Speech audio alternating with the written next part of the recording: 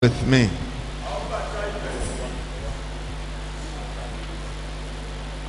Let me tell you, this year must not be an ordinary year for you. It must be a special year.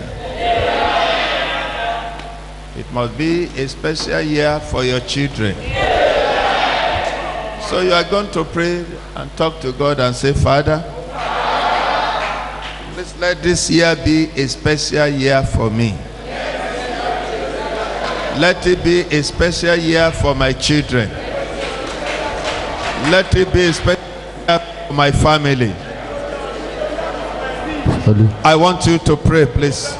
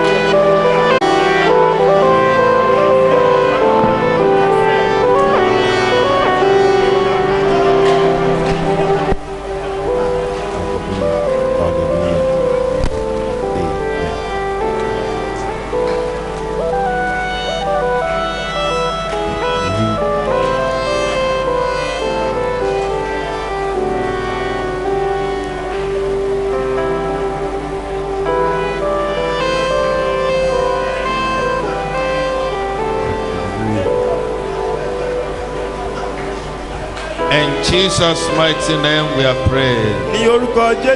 So shall it be in the name of God the Father, God the Son, and God the Holy Spirit. Please be seated. The theme program is Let My Enemy Be Amazed.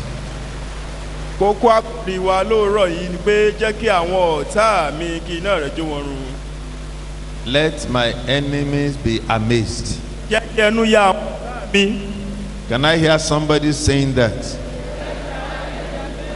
Jẹ́ kí àwọn ọ̀tá mi. Say it as if you mean it. Sọ bí ẹni kó dá ọ lójú. Please turn with me to the book of Esther chapter 6. Bíbélì rẹ̀ sínú ìwé Ẹ́sítérì orí We rẹ̀ are to read kẹfà. from verse 6, from verse 1 to 10. Láti ẹsẹ̀ rẹ̀ kìíní dé ìkẹwàá. But let me read from verse 4. So the king said, who is in the court? Now Haman had just entered the outer court of the king's palace to suggest that the king hang Mordecai on the gallows that he had prepared for him. The king's servant said to him, Haman is there, standing in the court. And the king said, let him come in. So Haman came in, and the king asked him, what shall be done for the man whom delights to honor? Now Haman thought in his heart, who would the king delight to honor more than me? And Haman answered the king, for the man whom the king delights to honor, let a royal robe be brought which the king has worn, and a horse on which the king has ridden, which has a royal crest placed on its head. Then let this robe and horse be delivered to the hand of the king's most noble princes, that he may array the man whom the king delights to honor. Then parade him on horseback through the city square, and proclaim before him, thus shall it be done to the man whom the king delights to honor. Verse 10. Then the king said to Haman, hurry, take the robe and the horse, as you have suggested, and do so for Mordecai the Jew, who sits within the king's gate. Leave nothing undone of all that you have spoken. Can someone shout hallelujah? Hallelujah. Let my enemy be amazed. Jẹ́ kí ẹnu ya àwọn ọ̀tá mi. Who is an enemy? Ta ni ọ̀tá jẹ́?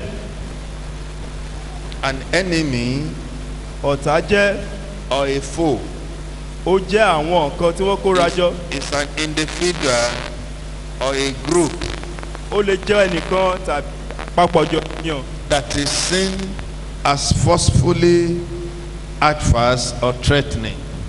tí wọ́n ní agbára láti ní ènìyàn lá.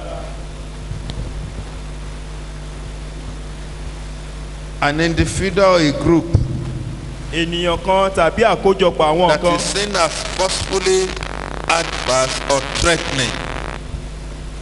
tí wọ́n ní agbára láti ní ènìyàn lára. Or we can say it simply that an enemy is a person Tàbí o lè sọ pé ọ̀tá jẹ́ ẹnìkan who is not always happy at the progress of another person. inú rẹ̀ ò kì í dùn sí ìtẹ̀síwájú ẹlòmíràn. The Lord bless our engineer. Please work on this thing. So an enemy is somebody who wishes another person evil. Ọ̀tá jẹ́ ẹnìkan tó máa ń ti ẹlòmíràn.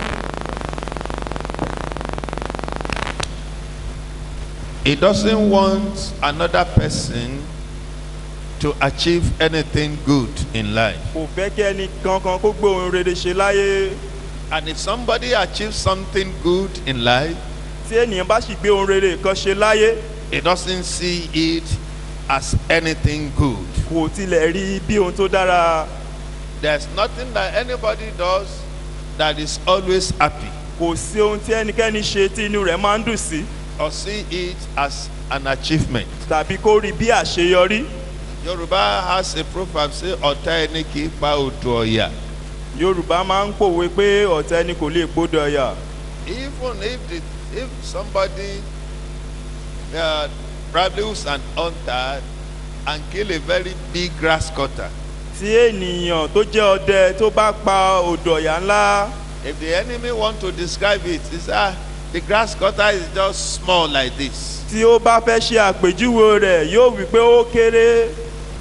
So then when we now talk of amaze or amazement, what does it mean? Nígbà tí a bá sọ̀rọ̀ ní pé ìyàlẹ́nu kí ló tó túmọ̀ sí? Amaze means affect with wonder. Ó túmọ̀ sí pé ó kún fún ìyàlẹ́nu. That is to baffle, Tó túmọ̀ sí wípé ẹ̀rù yóò bá to be dumbfounded yóò wà lọ́wọ́ òfo or bewildered. tàbí kí ọwọ́ rẹ̀ kó gbẹ. Bewildered. That's it. Baffled, dumbfounded, or bewildered. That's the meaning of amaze. Ìyàlẹ́nu ni ìtumọ̀ eléyìí jẹ́. Do you know that it is possible for you to know that somebody, it is possible for you not to know that somebody is your enemy? Ó ṣeé ṣe fún ọ kó mọ̀mọ̀ pé ẹnìkan jẹ́ ọ̀tá rẹ. I'm asking you, do you know that? Ṣé ẹ mọ̀ bẹ́ẹ̀ bí? It's possible for you not to know that somebody is your enemy. Ó ṣeé ṣe fún ọ kó mọ̀mọ̀ pé ẹni yìí jẹ́ ọ̀tá fún ọ. Why? Kí nìdí? Number one, Àkọ́kọ́, because the person may be your closest ally. ẹni náà lè jẹ́ alájọṣiṣẹ́pọ̀ rẹ. Maybe your closest ally, very, very close to you. Ó lè jẹ́ ẹni tẹ́ ẹ jọ ṣiṣẹ́ pọ̀. And that's the time when the militaries were reigning. Ìgbà yìí ni àwọn ajagun ọmọ ológun tí wọ́n ń ṣiṣẹ́. Whenever there's about to be a coup, Nígbà tí wọ́n bá fẹ́ já ìjọba gbà, coup cannot just happen like that. It will happen with somebody that knows about the movement of the head of state. kò lè ṣeé ṣe, ó ní láti di ṣíṣe pẹ̀lú ẹni tó mọ̀ nípa ìrìn àjò ààrẹ orílẹ̀-èdè. There was a time when they were showing how I've forgotten the regime, and one of the aides said, Oga, you have to cooperate with us. So, Ọ̀kan lára ẹ̀ sọ wípé ọ̀gá ẹni láti dàgbà pẹ̀lú wa o. and the Oga looked at him. Ọ̀gá sì wá wò And ìwọ. he said, Oga, this is not a matter of you. Things have changed. Eléyìí kì í ṣe pé mi o, ohun gbogbo ti yí padà. Then number two, Ìkejì, they may be your best friend. wọ́n lè jẹ́ ọ̀rẹ́ rẹ jùlọ. Somebody you considered as your best friend. Ẹni tó lérò pé o ló jẹ́ ojúlówó ọ̀rẹ́ fún ọ. Maybe your enemy. Ó lè jẹ́ ọ̀tá rẹ. But you think it's your best friend. ṣùgbọ́n o lérò nínú ọkàn rẹ pé ọ̀rẹ́ rẹ ló jẹ́. How will you know when your best friend, the person you are eating together, even sleeping together, doing everything together, and you may not know it's your best, it's your enemy. ẹni tẹjọ́ ń jẹ tẹjọ́ ń mu tẹjọ́ ń sùn papọ̀ o lè má mọ̀ pé ó jẹ́ ọ̀tá rẹ. And then number 3, ìkẹta, they may be the one whom you trust so much, and you have no cause to doubt them. wọ́n lè jẹ́ ẹni tó gbọ́kànlé tó lè ṣiyèméjì nínú wọn. You trust them wholeheartedly, o gbọ́kànlé wọn pẹ̀lú gbogbo ọkàn rẹ. and you can never doubt them. o lè ní iyèméjì nínú wọn rárá. Whereas they are your enemy. nígbà tó sì jẹ́ pé ọ̀tá ni wọ́n jẹ́ fún ọ. And then number 4, ìkẹrin, because they always laughed. Yes, they always laugh with you whenever they see you. wọ́n máa ń rẹ́rìn-ín nígbà tí wọ́n bá rí ọ lójúkojú. They always greet you with enthusiasm. wọ́n máa ń kí ẹ pẹ̀lú ọ̀yàyànú wọn. Yoruba has an adage, they say, "Ẹ̀rín kọ́ nífẹ̀ẹ́." when you are laughing doesn't mean that you love somebody. It is not when you laugh, with somebody that you think you love the person. kì í ṣe nígbà tó o bá rẹ́rìn pẹ̀lú ènìyàn ló túmọ̀ sí pé o fẹ́ràn rẹ̀. Yorùbá kọ́ dem wọ́n fi ẹ̀jẹ̀ sínú wọn tu itọ́ funfun jáde. yorùbá máa ń pè wọ́n wípé they kept blood inside and they split white. Yeah, they pretend, they laugh, they greet you, daddy, mommy. wọ́n á kí ọ pé bàbá màmá. In fact, whenever they see you, they will be showering you with accolades, even with prayers. nígbà tí wọ́n bá rí ọ wọ́n ó rọ̀jò àdúrà lé ọ lórí. Then it may be that somebody that is working with you that knows about your secret. ẹni ó lè jẹ́ ẹni tó ń ṣiṣẹ́ pẹ̀lú rẹ tó sì mọ àwọn àṣírí rẹ. So, but our topic this morning says, "Let my enemy be amazed." kókó àkọ́rí wa ló rọ̀ wípé jẹ́ kí ẹnu ya àwọn ọ̀tá mi. So what does it mean? kí ló tó túmọ̀ sí? It means that let them be surprised at me when they see me. ó túmọ̀ sí pé jẹ́ kí ẹnu ó yà wọ́n nígbà tí wọ́n bá rí mi. Because their plan will not come to pass. nítorí pé èròǹgbà wọn ò ní wá sí ìmúṣẹ. They can gather against you. wọ́n lè kóra jọ lòdì sí ọ. Their gathering will be in vain. ṣùgbọ́n kíkójọpọ̀ wọn yóò jẹ́ òfo. So when we say, "Let my enemies be amazed," nígbà tí a bá sọ pé jẹ́ kí ẹnu ya àwọn ọ̀tá mi. what we are saying is that let them be surprised. ohun tí a ń sọ ni pé jẹ́ kí ó bá wọn ní òjijì. Brethren, ará, how many of you want your enemies to be amazed? mélòó ló fẹ́ kí ẹnu ya àwọn ọ̀tá wa? I can let somebody, that person shout the loudest kí ẹni náà kí hallelujah. hallelujah lọ sókè. So please bring out your blue envelope. ẹ jọ̀wọ́ ẹ mú ọrẹ alápòwé aró yín jáde. Lift it up unto God with your offering. ẹ gbé sókè sí ọlọ́run pẹ̀lú ọrẹ yín. I pray unto God, say, "Father, kó sọ pé bàbá this morning, lóòrọ̀ yìí concerning my finance, nípa ti ìṣúwó náà mi let my enemies be amazed." jẹ́ kí ẹnu ya àwọn ọ̀tá mi. Let's pray unto God. jọ̀wọ́ gbàdúrà sí ọlọ́run.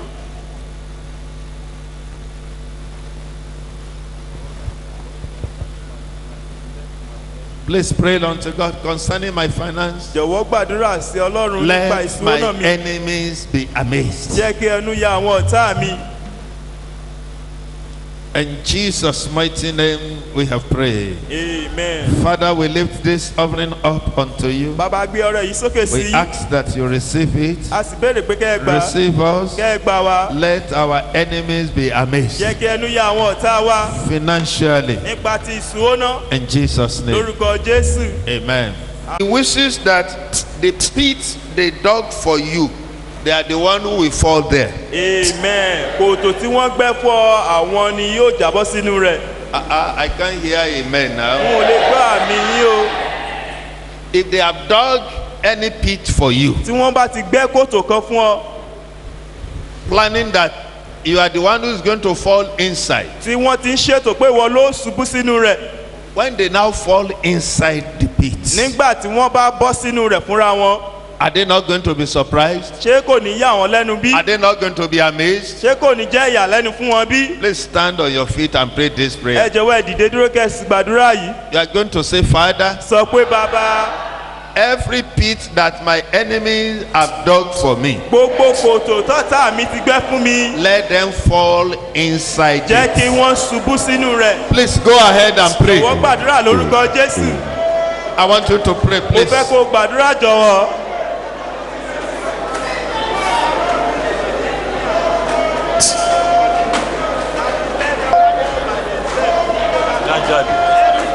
Pray unto God. gbàdúrà sí Ọlọ́run. In Jesus' mighty name we have prayed. Amen. Please be seated. ẹ jọ̀wọ́ ẹ jókòó. If there are wishes tí èròǹgbà wọn that you cannot become somebody in life, pé ò lè di ènìyàn pàtàkì láyé, if it was not fulfilled, tí kò bá wá sí ìmúṣẹ, they will be amazed. ẹnu yóò yà wọ́n. It is, no, this person, it can't be anything in life. pé ẹni yìí kò lè jẹ ohunkóhun láyé. There was a time when a child was born. ìgbà kan wà nígbà tí a bí ọmọ kan. This child, the way it looked like, they said, just go and dump the boy inside a dung hill. bí ọmọ náà ti rí, wọ́n wá sọ pé kán lọ gbé jù sórí àkìtàn. And suddenly, lójijì things turned around. ohun gbogbo yí padà. And the child becomes somebody. ọmọ náà sì wá di ẹni pàtàkì. And they used to make reference. wọ́n sì wá máa ń lò bí àpèjúwe This boy pé ọ̀dọ́mọkùnrin yìí that was thrown in the dung hill. tá a jù sórí àkìtàn. God, please forgive us. Oh. Ọlọ́run dáríjì wá o. The wishes of your enemy èròǹgbà ọ̀tá rẹ that you won't become anything in life, pé ò ní di ẹni pàtàkì láyé, that your children will not become anything in pé life, àwọn ọmọ rẹ ò ní di ẹni pàtàkì láyé. the Almighty God is going to destroy. Amen. Olódùmarè yóò pa wọ́n run. Okay, number 3. ìkẹta, When their wishes that you should die nígbà tí èròǹgbà wọn bá jẹ́ pé kó o kú, did not materialize, tí ò bá wá símúṣẹ, are they not going to be amazed? ṣé ẹnu ò ní yà wọ́n bí? When they plan that, no, yes, this person must die. pé ẹni yìí gbúrọ̀ kú lóòótọ́. From the passage that I read, láti ẹsẹ̀ bíbélì tá a kà, you know, Haman had prepared a gallows Ámánì ti ṣètò okùn tó gbé kọ́ to hang Mordecai. láti gbé Mọ́dékáì kọ́.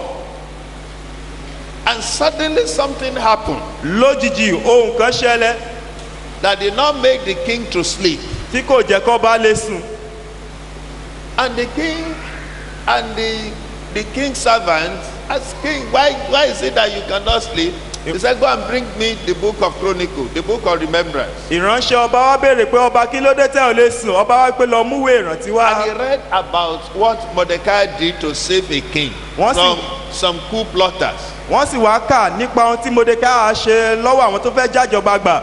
And the king asked, what was it that was done for this person? ọba sì wá wípé kí ló náà nípa tó tá a ṣe fún ẹni yìí. And they said nothing. wọ́n sì wá wípé a ò ṣe ohunkóhun. He said, okay, if that's the case, tó bá rí bẹ́ẹ̀, today I'm going to honor the person. lónìí n ó bu ọlá fún ẹni náà. And they said, who is standing? wọ́n sì wá wípé ta ló dúró lẹ́nu ọ̀nà. And the plan of Haman was standing at the door to give a decree to the king to sign so that the entire Jews will be wiped out. Ámánì dúró lẹ́nu ọ̀nà pẹ̀lú èròǹgbà pé kó fi òfin kan lélẹ̀ fún ọba kó bọwọ́ lù pé kí àwọn Júù kan lè pa wọ́n run. And the king asked, ọba sì wá béèrè, Haman, you are my lieutenant. Ámánì, ó jẹ́ ìránṣẹ́ mi. What do you think should be done kí ló tó lérò pé ó yẹ ká ṣe to demand that the king has a great delight sí in? inú ẹni tí ọba dùn sí gidigidi? Because you know, Haman thought, who could that person be except me? nítorí Ámánì lérò pé ta lẹni náà ìbàjẹ́ kí bùkún á ṣe And mí. he rolled out special packages. ó sì wá kọ àwọn ohun tó dára jáde. O king, may you live forever. ọba kẹ́ẹ̀pẹ́ títí lá. Let the person put on one of your robe, jẹ́ kí ẹni the náà royal apparel. kó mú ọ̀kan lára ẹ̀wù rẹ wọ̀. Let him ride in the best horse. kó sì gùn lórí ẹṣin rẹ eléyìí tó dára jù. Let the king's signet, the ring, be put in his hand. jẹ́ kí ọba òkà ọba kó And fi sí let lọ́wọ́. somebody be proclaiming, this is the person that God has, that the king has a great delight in. kí ẹnìkan kó sì máa sọ pé ẹni náà tí inú ọba dùn sí gidigidi And the yìí. king said, ọba sì wí pé go and do likewise to Mordecai. lọ ṣe bẹ́ẹ̀ gẹ́gẹ́ fún Mordecai. And he was dumbfounded.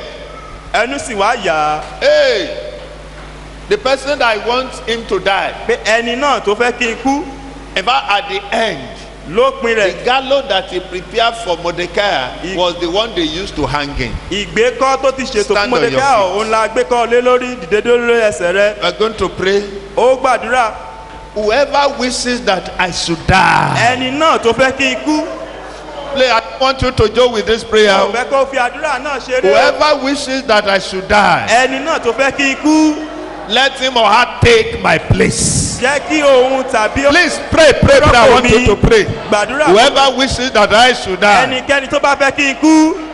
whoever wishes that I should die, ẹnikẹ́ni tó bá fẹ́ kí n kú. let him take my place. jẹ́ kó rọ́pò mi olúwa. See that my children should die. ẹni náà tó fẹ́ kí àwọn ọmọ mi Let kú. him or her take my place. jẹ́ kí wọ́n rọ́pò wọn. Please pray unto God. gbàdúrà sí ọlọ́run.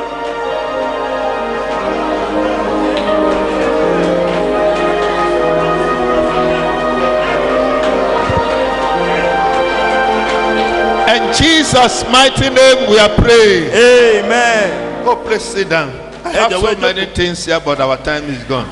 Who are these enemies? ta ni àwọn ọ̀tá yìí jẹ́ Or where do they come from? tàbí níbo ni wọ́n ti wá. Number one, ìkíní they come from our household. wọ́n wá láti inú ẹbí wa. Matthew 10:36, that a man's foes shall be they of his own household. ìwé mátì orí kẹwàá ẹsẹ̀ kẹrìndínlógójì ó sọ pé láti ilé ènìyàn ní ẹ̀ta rẹ̀ ti jáde.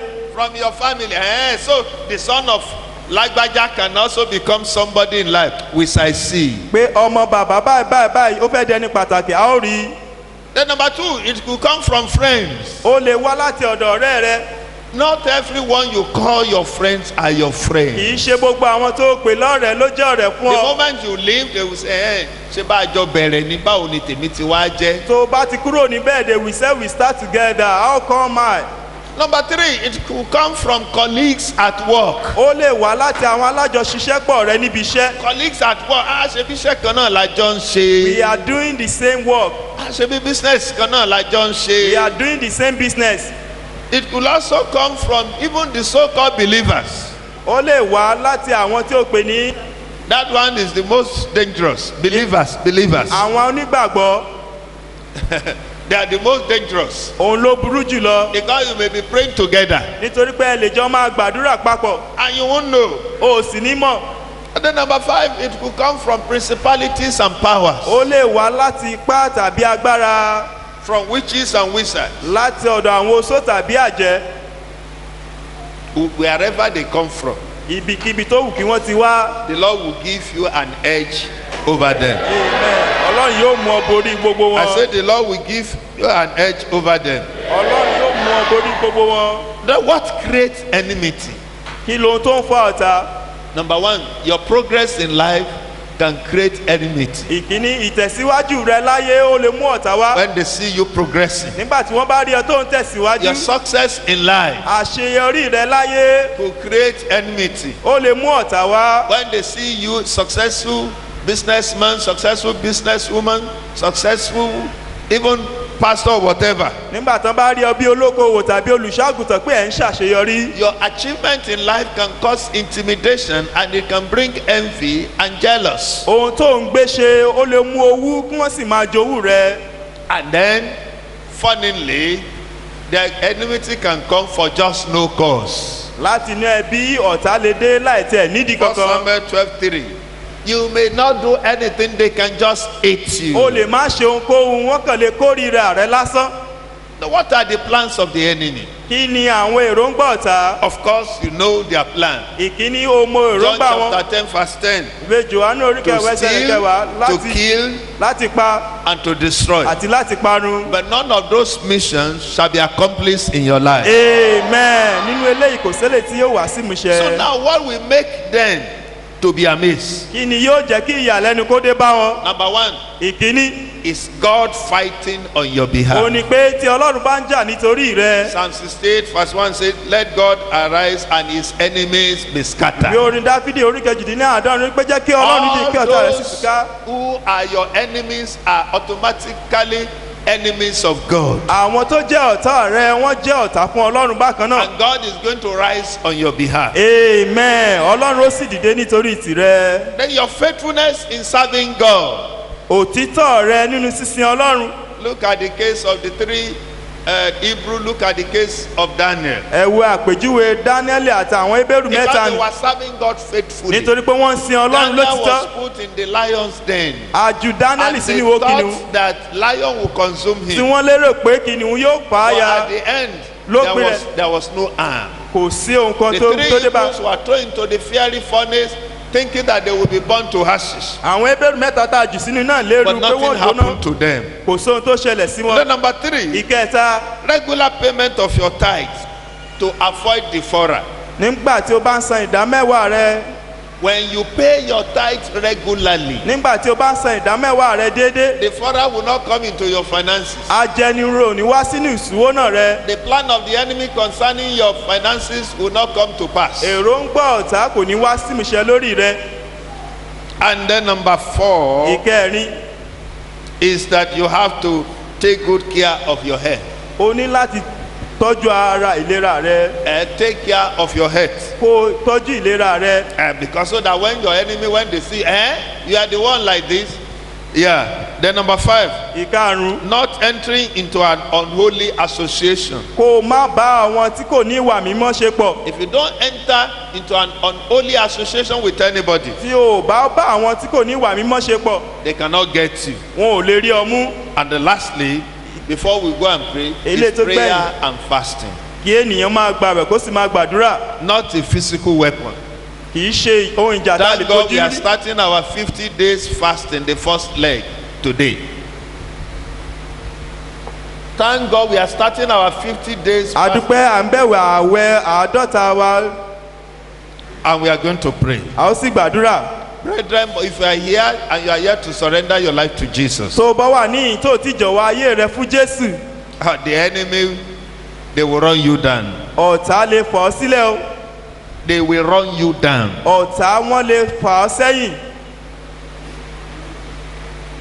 If care is not taken, they will finish you. Tí o ò bá ṣọ́ra, wọ́n lè parí rẹ. This morning, if you are here, you want to surrender your life to Jesus. Lóòrọ̀ yìí ó fẹ́ jọ̀wọ́ ayé rẹ fún Jésù. As we bow down our heads, Bí a ti tẹrí ọkàn wa I bá, want you to raise up your mo hand. fẹ́ kó o nawọ́ rẹ sókè. Okay, let's stand on our feet. Ẹ jẹ́ ká dìde dúró lórí ẹsẹ̀ wa. In this new year, Nínú ọdún tuntun yìí, God will make you stronger than your enemy. amen. Ọlọ́run yóò mú ọ lé kókó ju ọ̀tá rẹ They lọ. are going to be amazed Ẹni yóò sì yà wọ́n. because their plan will come to nothing. Nítorí èròǹgbà àwọn yóò já sófo. I said their plan will come to nothing. Èròǹgbà àwọn yóò já sófo. The book of Job chapter 5 verse 12. Ìwé Jóòbù orí karùn-ún ẹsẹ̀ rẹ̀ kejìlá. Job chapter 5 verse 12 Ìwé Jóòbù orí karùn-ún ẹsẹ̀ kejìlá. said something. Ó sọ He nǹkan. said he disappointed the devices of the crafty so that their hands cannot perform their enterprise. The hands of your enemy will not be able to perform their enterprise on you. Ọwọ́ ọ̀tá rẹ kò ní lè ṣiṣẹ́ So ní ọ we are lórí. going into prayer. À ń lọ sínú àdúrà.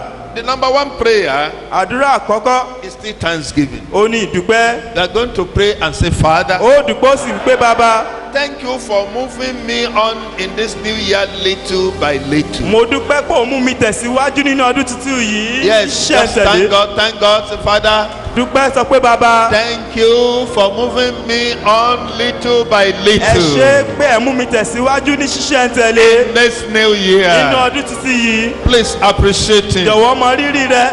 Please appreciate him. Mọ rírì rẹ. Please appreciate him. Mọ rírì rẹ. Please appreciate him. Mọ rírì rẹ.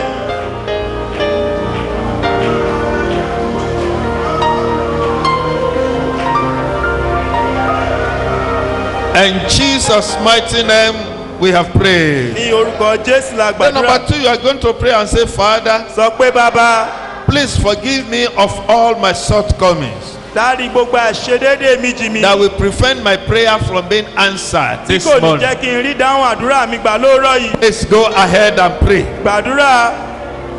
Please go ahead and pray. Jọ̀wọ́ tẹ̀síwájú kó o gbàdúrà. Please go ahead and pray. Jọ̀wọ́ tẹ̀síwájú kó o gbàdúrà. Talk to God.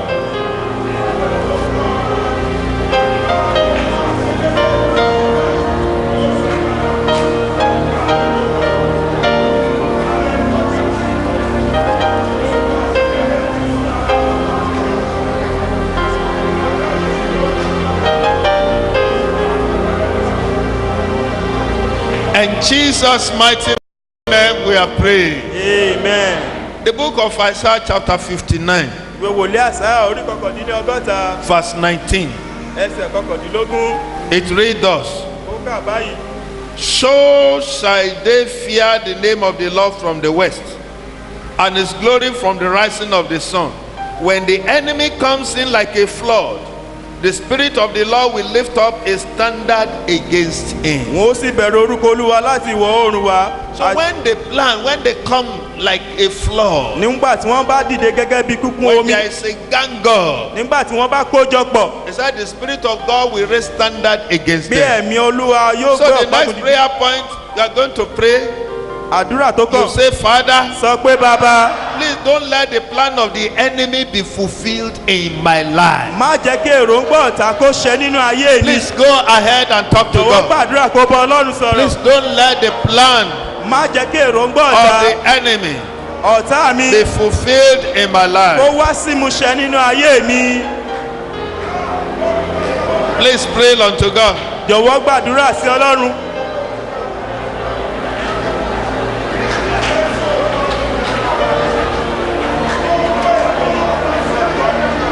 In Jesus' mighty name we have prayed. We are Amen. going to pray and say, Sọ Father, pé bàbá, arise dìde and let all my enemies kó o sì jẹ́ kí gbogbo ọ̀tá mi that are troubling me. tí wọ́n ń yọ mí lẹ́nu. You say, Father, Sọ pé bàbá, arise. dìde Let all my enemies kó o sì jẹ́ kí gbogbo ọ̀tá mi that are troubling my life tó ń yọ ayé mi lẹ́nu. be Jẹ́ kí ó scattered. kú tútú ká. Pray unto God. Gbàdúrà sí Ọlọ́run. All the enemies that are troubling my life, Gbogbo ọ̀tá ni tó ń yọ ayé mi lẹ́nu. let them be Jẹ́ kí ó scattered. túká. Let them be Jẹ́ kí wọ́n scattered. túká.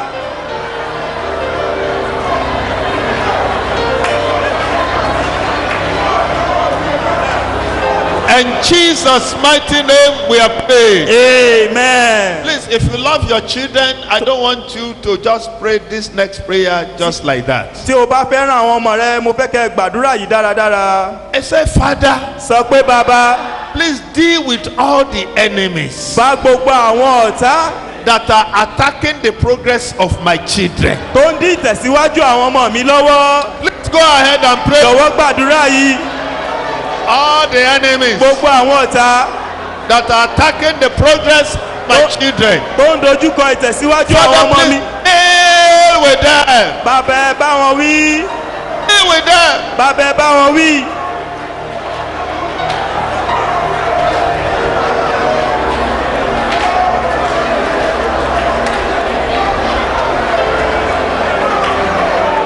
Pray for the sake of your Gbàdúrà. children. All the enemies that are attacking the progress of my children. Gbogbo ọ̀tá tó ń dojúkọ ìtẹ̀síwájú àwọn ọmọ mi. Deal with them. Bàbá ẹ bá wọn wí.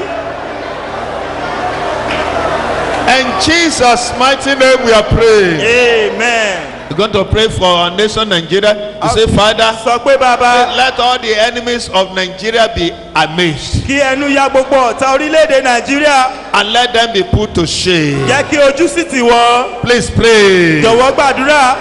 Go ahead. Jọ̀wọ́ tẹ̀síwájú. Go ahead and talk to God.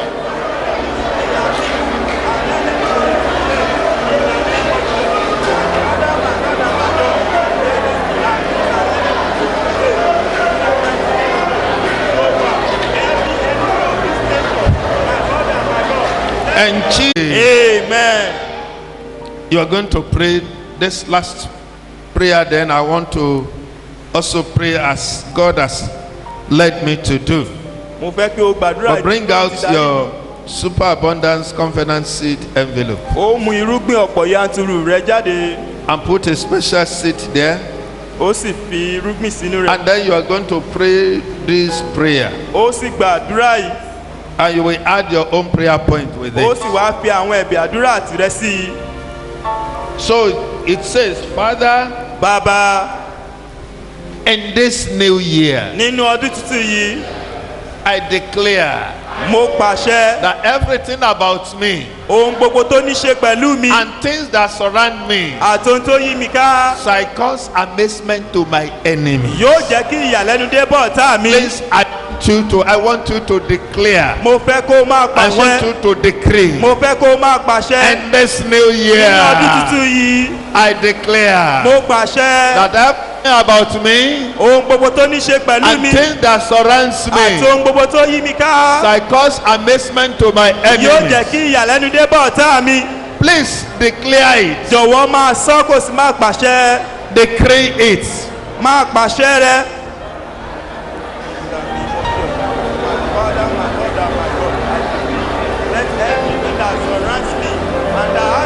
Thank you, Father.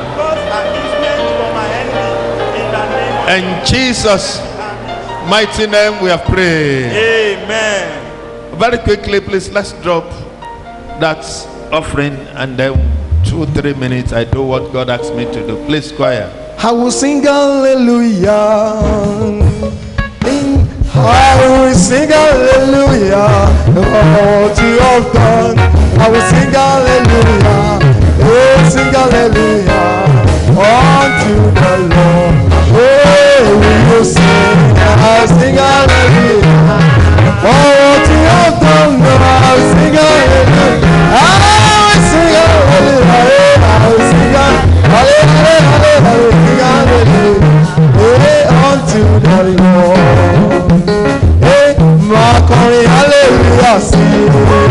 Ojú ọjọ́, Makori hallelujah, see. Sódà mi, Makori hallelujah, see. Hallelujah, see. Ọba tó gbà mí. Makori hallelujah, see. Hey, Makori hallelujah,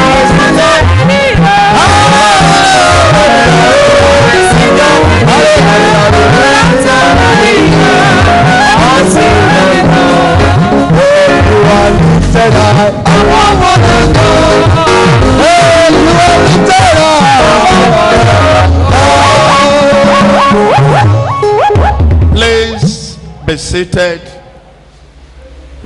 The Lord wants me to pray for 2 categories of people. Ọlọ́run fẹ́ kí n gbàdúrà fún àwọn méjì. But before that, Ṣùgbọ́n ṣáájú eléyìí. because I want to spoil your faith, Nítorí pé mo fẹ́ ru gbàgbọ́ rẹ sókè. I want to call on Sister Oyede to come and say a testimony on behalf of somebody. Mo Please. fẹ́ pé ẹnìkan jáde There's a kan wá testimony jẹ́rìí. I want you to listen to.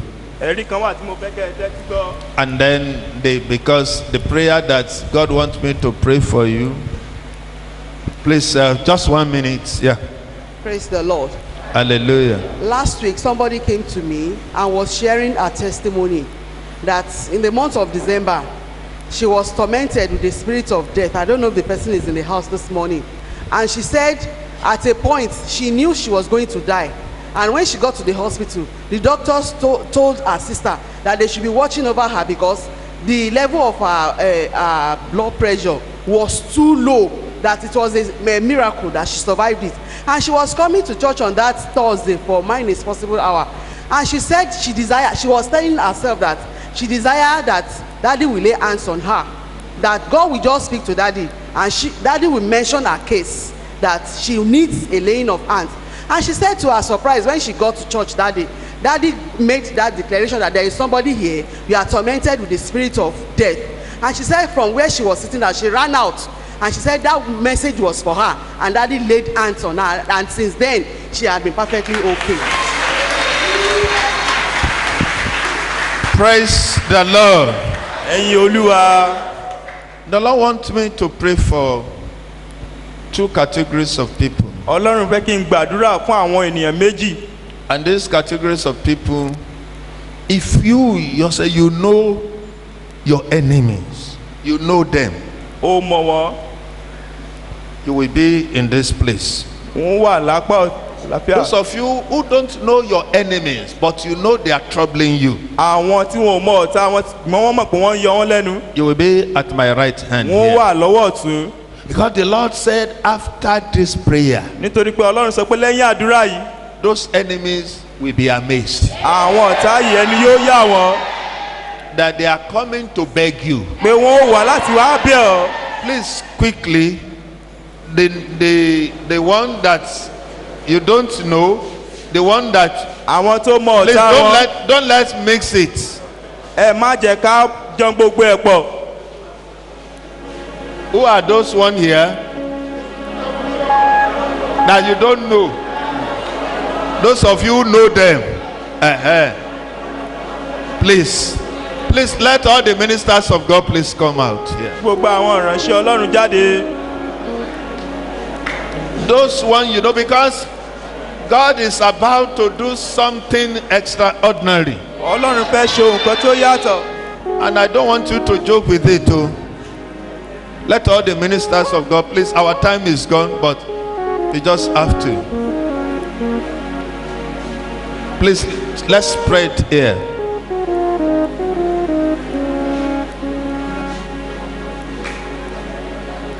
So those of you who don't have enemy, please stay in the, just remain. Those of you who don't have, just remain. This one are the ones they don't know them, but they know the enemies exist. This one know them. We are going to call fire and thunder from heaven to consume all this known and unknown enemy. So let us begin to pray, ministers of God.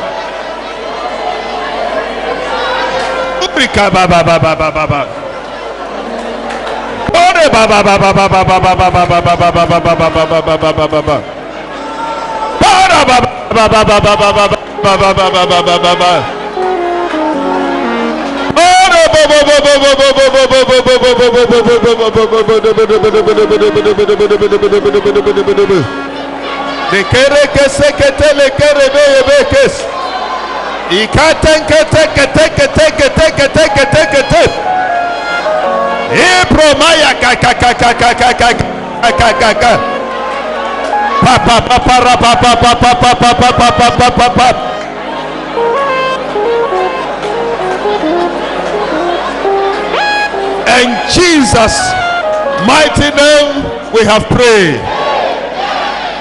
I am standing with the authority and the anointing of God upon my life. The anointing of Pastor E.A. Adeboye, who have pronounced that God will make us stronger than our enemies. I send the bullet of God into the camps of your enemy.